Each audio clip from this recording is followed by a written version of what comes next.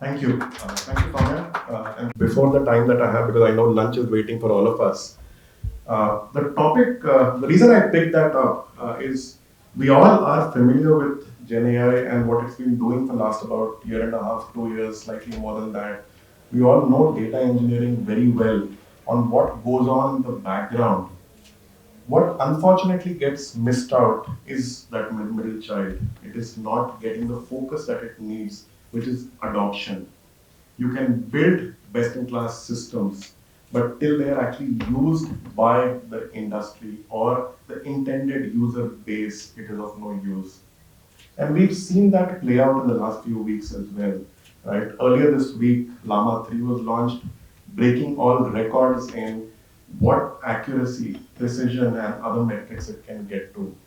Yesterday, I believe Mistral launched their latest model as well. We had GPT-O come out recently. We had Sora a couple of months ago. There is new developments that are happening in the field every single day. But what do you do with that system if it doesn't work or doesn't do what it is required to? And I'll take a couple of examples. A few years ago, Google came out with the Google Lens, a cool product ahead of its time potentially. Very nice technology backing it up, a combination of image, video, and a lot of potential applications. But their vision on what they wanted that specific device to do was not clear. And for users, it actually created a sense of fear and a sense of mistrust. Anybody wearing a Google Lens walking into a cafe, you were not sure what to expect of that individual. Many private premises actually banned people from wearing that in. You take that to where things are today, where HoloLens that was launched about a year ago is actually now being used with very specific purposes by surgeons, for example, to do remote surgeries. That is a very specific use case they focused on. And that is just one of those that they made clear to the world on what they are trying to do. Therefore, you have a stark contrast in solutions that were technology first versus a end user focused solution. That's one example. Second, as a company at Fractal, we incubated a healthcare startup, and I'm touching on that because I believe Rahul was talking about healthcare being the space where a lot of Gen AI work is happening. So we started that journey with this startup called Cure.ai that we incubated, and it was focused on chest X-rays and CT scans. We built out, being techies, nerds, as people like to call it, we built out models that blew everything out of the window. Normal CT scan results read by humans have about 85% accuracy. Our models were running at 98%. We felt very happy. One, of course, accuracy is very good. Area under the ROC curve, any metric you pick up, it was out of the charts. But nobody was willing to use it.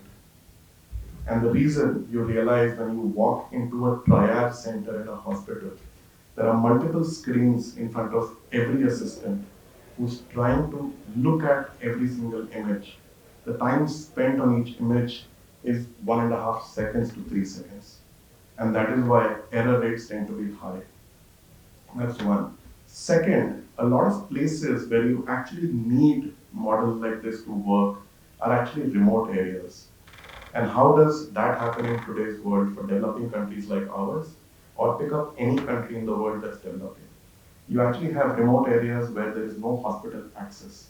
So you actually have CT scan machines, X-ray machines on mobile vans that go into the jungle, go into a rural area, do the scans, bring those results back to the hospital, they are analyzed, and then a few weeks later you go back to that region, identify the people whose scans they were and start medication.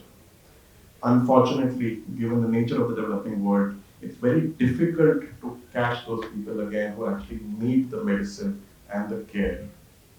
Therefore, what's important is to, of course, have very strong models that perform well, but then integrate that with the end system. And that is what we did. We worked with different device manufacturers, integrated the model in their machines, and the model now gives results right as the scan gets taken, and you can start your course of medication almost immediately. Now, this matters most when you think of the diseases that most developing countries struggle with. Tuberculosis, even today, claims millions of lives in India, in Philippines, in Malaysia, and other countries globally. Right diagnosis, along with starting treatment on time, is very important for that.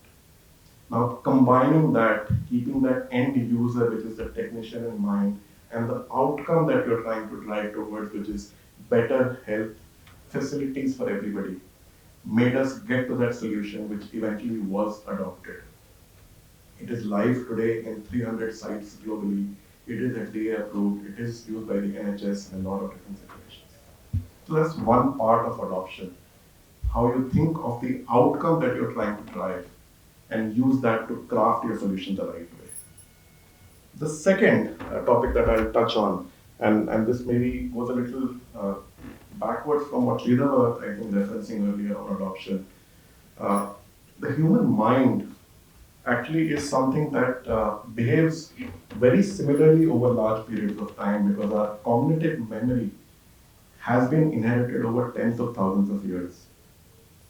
For example, any of us who drives on Indian highways know that certain spots are more accident prone than others. You will have a certain curvature at a place, or you will have a place where there is a crisscross because the village has actually been bisected into two parts because the road had to be built there. And those spots are accident prone because crossings happen which are usually not permitted on highways. You can put any number of signages there to warn people to look right and left or to not cross, but that doesn't help. And unfortunately, in a lot of situations, as you analyze the data, what it tells you is the people who get killed in these accidents are actually able-bodied people. People who can see clearly, hear the horn that you might sound as you're approaching, and can run fast also if required. It is not the old or the infirm who are the ones who are dying there. So it doesn't sync up. It doesn't sync up because you have what you need as resources to avoid that fatality. So what is happening? What essentially happens here is two things. One, as humans, we've learned over time that large objects move slowly. Because a large object for us historically, if you think of 10,000, 20,000 years, is an elephant, is a hippopotamus, and any large mammal that's out there. It cannot move very fast.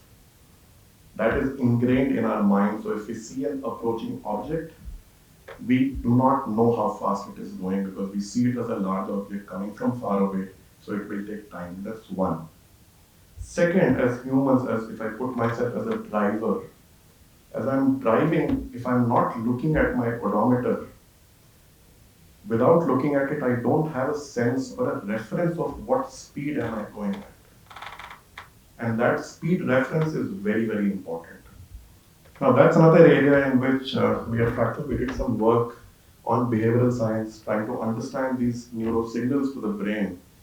And at a lot of these cross points that are accident prone, we essentially created hot zones of reference lines in the color yellow. And the distance between those lines goes down as you are approaching that particular hotspot.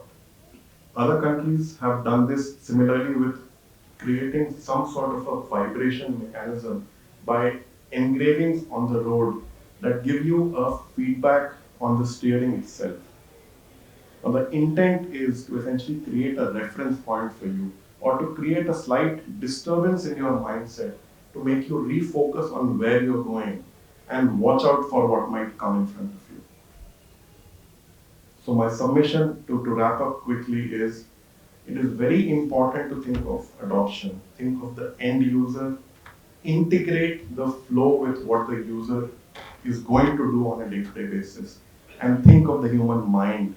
It does more than we give it credit for, and most solutions fail because we've not accounted for the human. Thank you so much.